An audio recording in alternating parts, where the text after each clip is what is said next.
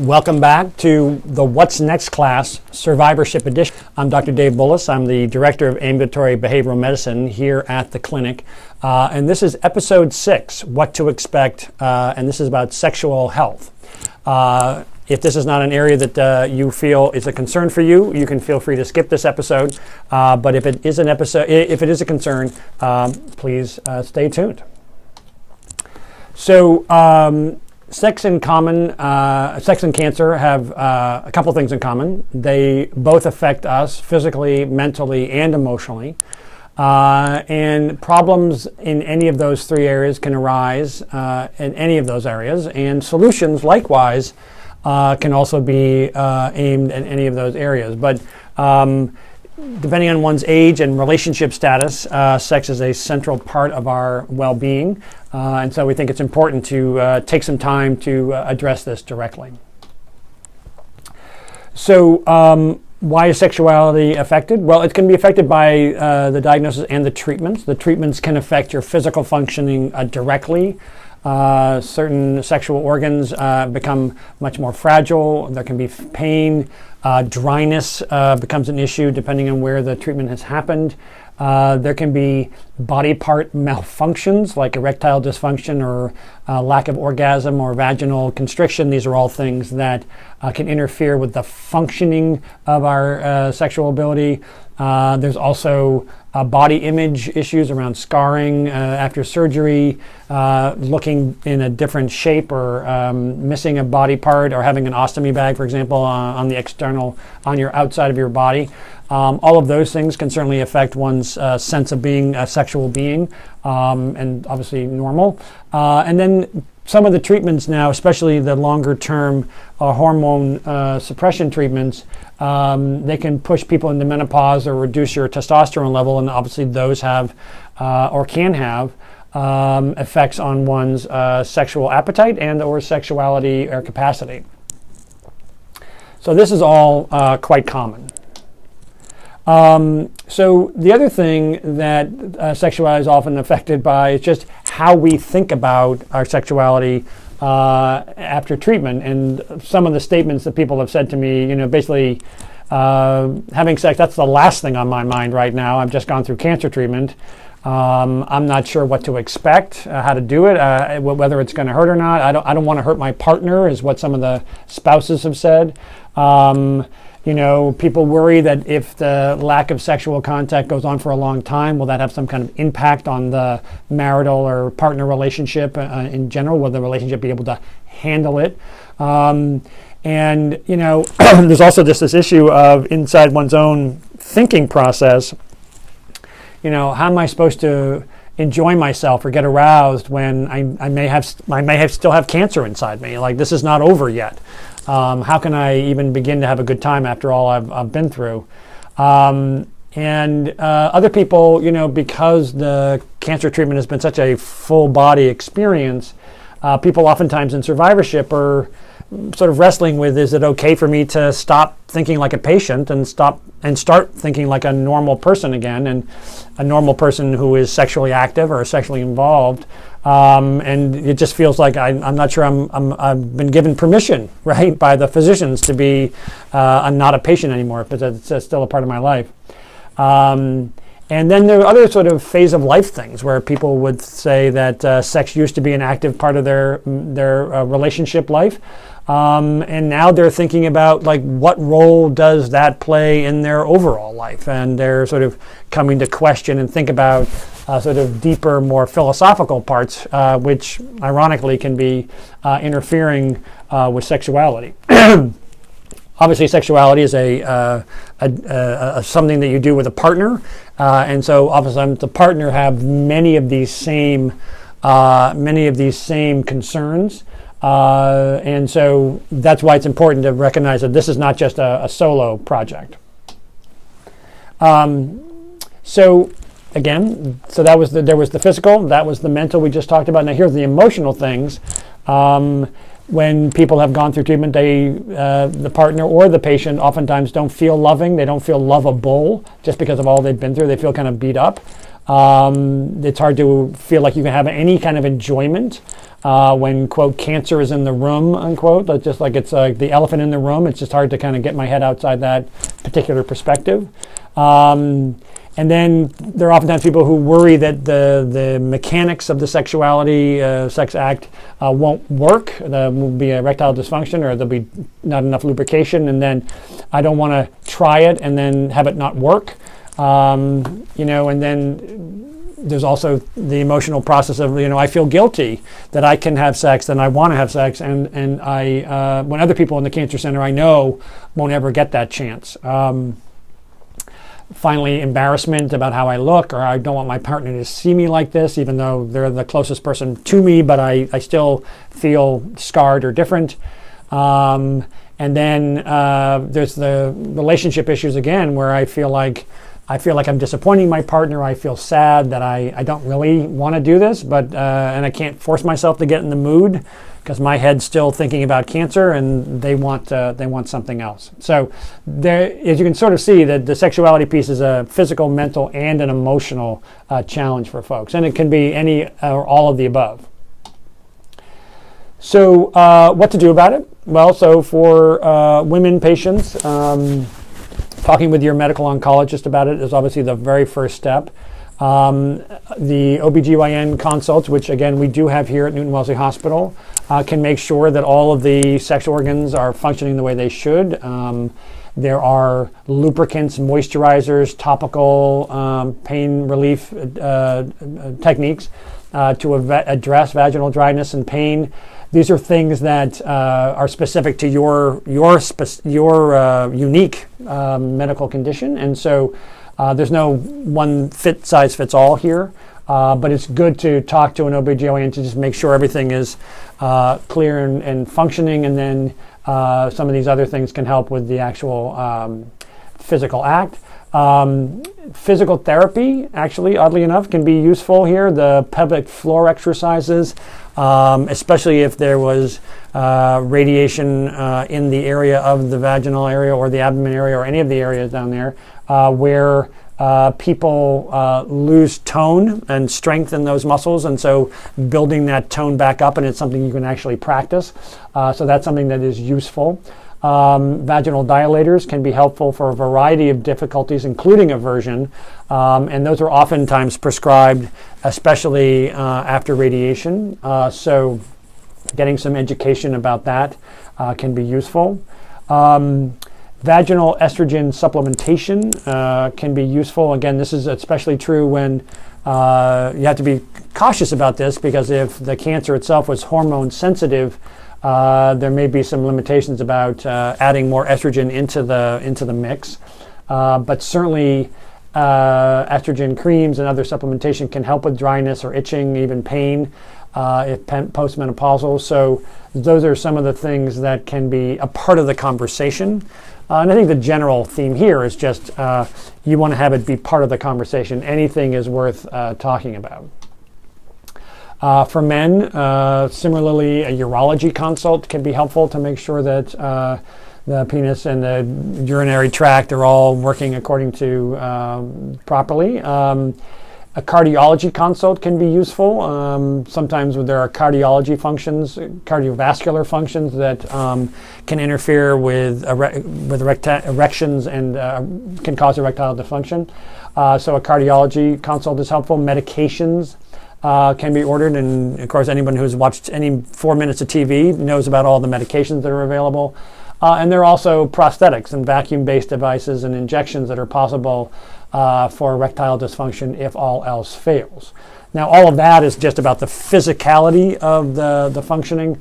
The mental and the emotional stuff is that's a different story. Again, physically, for either gender, for men or women, sexuality is improved by quitting smoking. I'm never going to quit promoting quit smoking, so here's another opportunity for me to put my plug in for that. Reducing alcohol consumptions at times when you are interested in sexual functioning. Again, if you take a sedative before you want to be sexually active, it may interfere with your sexual function. Working on getting your weight to a healthy and sustainable level, not to a size 0, but to a healthy and functional level, a sustainable level, can be very useful. Again, as a general plug, getting physically active can actually have direct benefit to sexual function as well, and that is true for men and women, so it's just generally a good idea.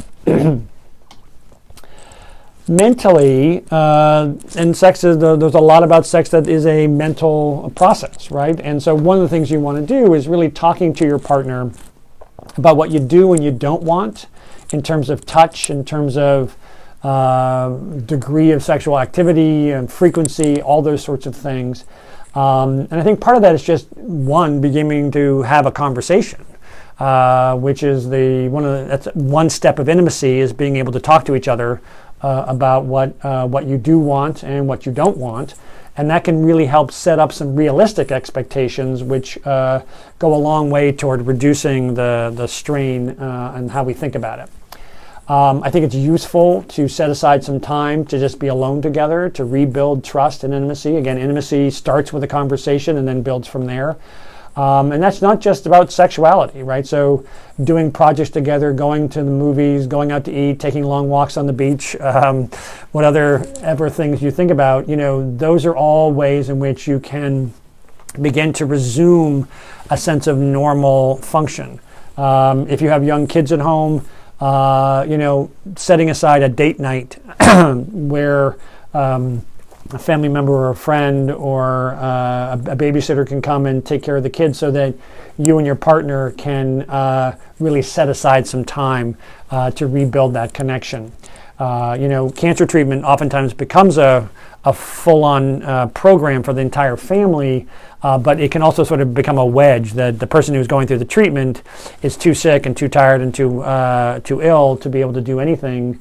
And so kind of people feel disconnected as a result of that process, and so being able to reconnect at any level is a good start.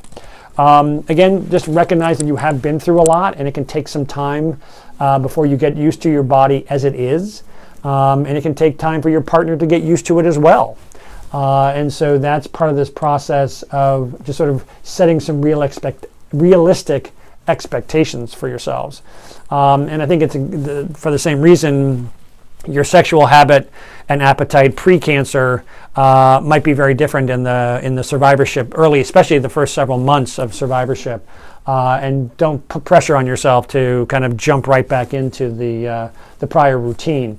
And I think it's part of that conversation is to start with low intensity and very slowly, and then build up to the right level, meaning that you both agree that you're getting more of what you need and want as you each feel ready.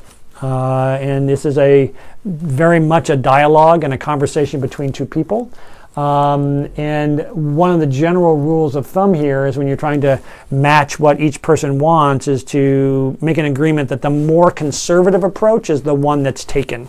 That is to say, the person who wants to go the slower or take the longer time, that's the right approach. Because that person will feel safe, and that person then feels more open to progressing. If you go too far too fast, that oftentimes sets you back months because of all the emotional distress that comes from that.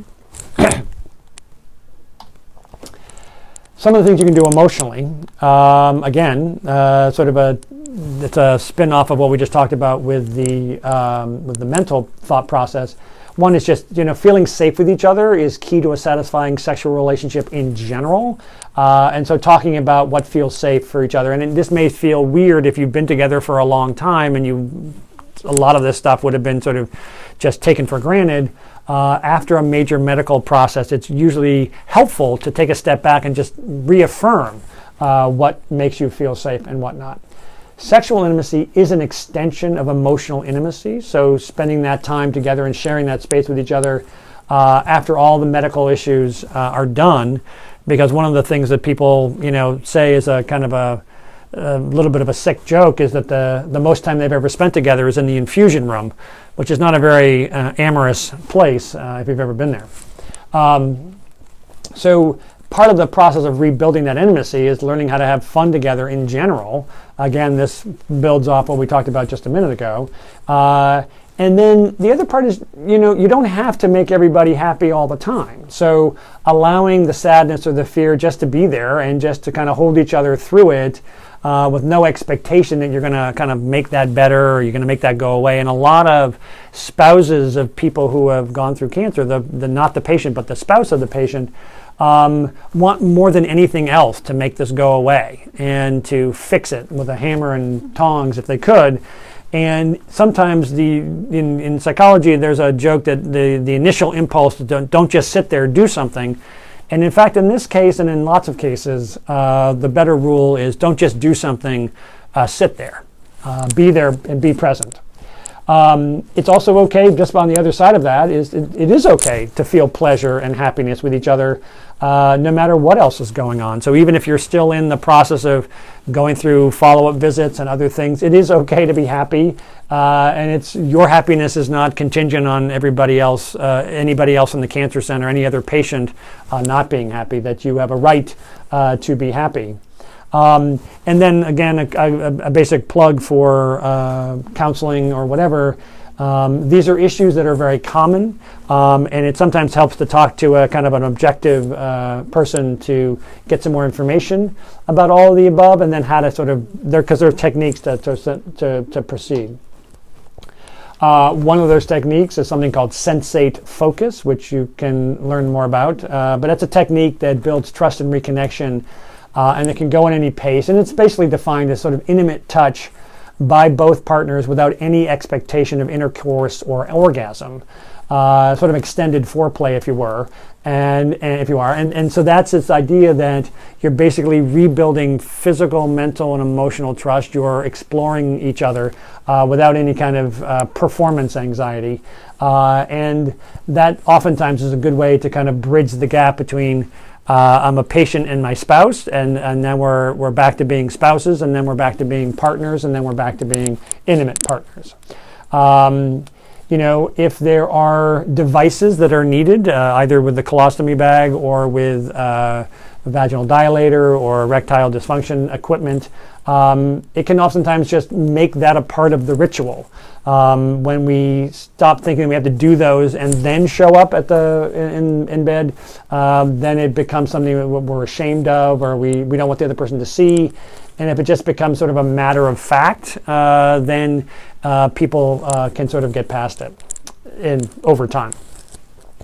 Again, it can be helpful to set aside special time or a place to set the mood, like renting a nice hotel room or making the kids are off with grandma, so that you can feel the connection and make it special, especially in the beginning when you're trying to kind of rebuild it all. And then I think it's also just important to remember that if you take it slow and you do some of these things, and again, there are more details pending if you would like to talk more about it, that you find out you're not as fragile as you feel. You've been through a lot, but your body is strong, and it's getting stronger every day that you fight cancer. And part of just trusting that is beginning to dip the toe in the water around sexual health. And then, the old joke about how do you get to Carnegie Hall is practice, practice, practice. And how do you get back to being an intimate partner is practice, practice, practice, as long as the expectations are matched by each partner. So one of the things that's important to remember is that survivorship is something that you're going to be basically doing for the rest of your life for one sense or another. And I think sex can be an active and normal part of that routine. It doesn't need to be done as a separate project. It is a part of your life to the extent that you want it to be. And it is true that every part of your life was disrupted by the cancer treatment, and sex was just one part of that. So it's not as if this is a unique thing relative to your exercise or your diet or anything else. And that getting back to normal really means getting back to what the new normal is going to look like. And there can be a new normal with sexuality, as well as there is diet, exercise, routine, what doctors you go to see, and etc. And then, of course, I have to put a plug in for talking with our counseling team here, your providers, the medical providers, any of the providers we have here, to talk about concerns that you might have, both individually when you see the doctor or as a couple. It's also available so that we can help you. If there are barriers to you having satisfaction and connection, we want to help you overcome them. So thank you for that, Chapter 6, and please stay tuned for more episodes.